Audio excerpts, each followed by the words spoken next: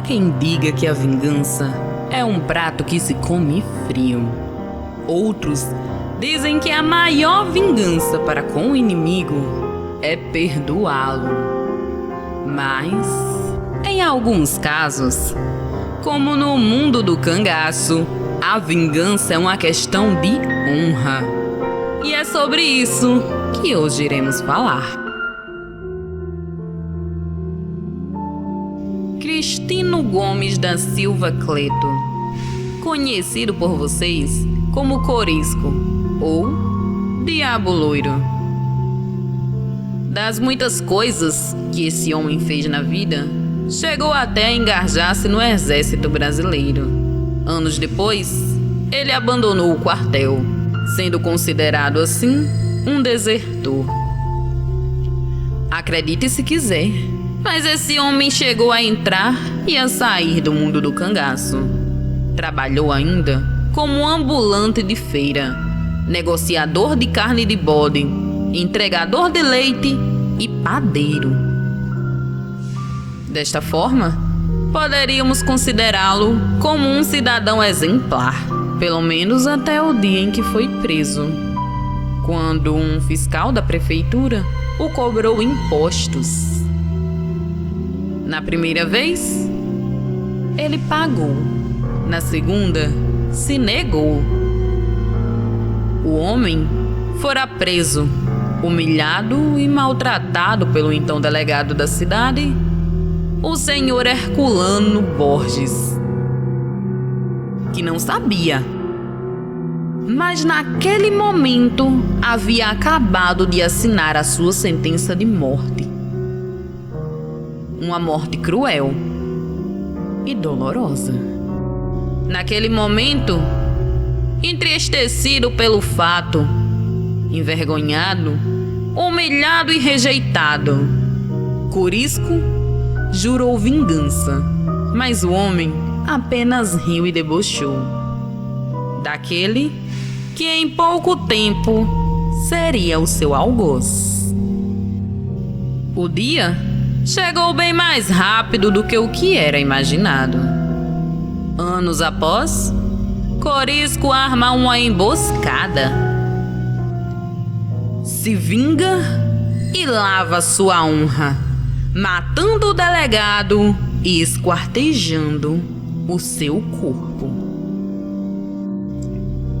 Das muitas perversidades que aquele homem fez em sua vida de cangaceiro, uma nos chama a atenção, pois foi um ato cometido contra toda uma família de inocentes. Aqueles pobres coitados nada haviam feito para merecerem o destino que tiveram. Foram vítimas de um covarde mentiroso. E agora, vocês irão entender o porquê. Após a tragédia sofrida por Lampião e seu bando, em 28 de julho de 1938, na Grota do Angico, Corisco vai até Joca Bernardo tentar ter alguma pista do que havia acontecido, pois estava na cara que alguém havia entregado o bando. O desgraçado havia sido o delator do bando, e como se não bastasse, em um ato de covardia extrema, jogou a culpa para Domingos Ventura e sua família, condenando naquele momento uma família de inocentes à morte certa. Alguns dias após esta conversa, Corisco, Dadá e mais alguns companheiros vão até a fazenda Patos para se encontrarem com Domingos e sua família, prontos para cometerem um dos atos que mais nos chocam nas histórias sobre o cangaço.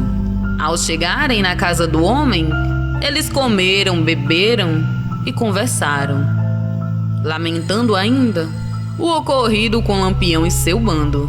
Aquelas pessoas não imaginavam que em poucos instantes entrariam para a história de uma maneira tão trágica. Corisco pediu lápis e papel e começou a escrever um bilhete. Enquanto escrevia, um dos cangaceiros pediu para Domingos e seu filho o acompanharem até o curral, pois queriam conversar com ele. Foram buscar ainda mais 2 rapazes. Aquele dia, nem as mulheres da família escaparam da fúria dos impiedosos cangaceiros. Tomado por uma fúria indescritível, cego pela sede de vingança, Corisco ordenou que nenhum único disparo fosse feito naquele dia. Todos aqueles que ali estavam reunidos foram mortos a golpes de punhal, foram degolados vivos e tiveram suas cabeças decepadas. Uma das mulheres estava com um bebê recém-nascido nos braços. Ela e mais 3 crianças de 10, 11 e 12 anos tiveram as suas vidas poupadas. Não por um ato de misericórdia, mas era necessário que alguém sobrevivesse para contar o que havia acontecido e o porquê. De toda aquela família, 6 foram mortos. E já era noite quando os cangaceiros foram embora. Mas antes disso, ainda dançaram, beberam e festejaram o feito, achando eles que haviam lavado a honra do Lampião, vingando as mortes que aconteceram na Grota do Angico. Mas mal sabiam eles que haviam acabado de cometer um engano, que aquelas pessoas eram inocentes e nada deviam para terem sido sentenciadas à morte de uma maneira tão trágica e impiedosa.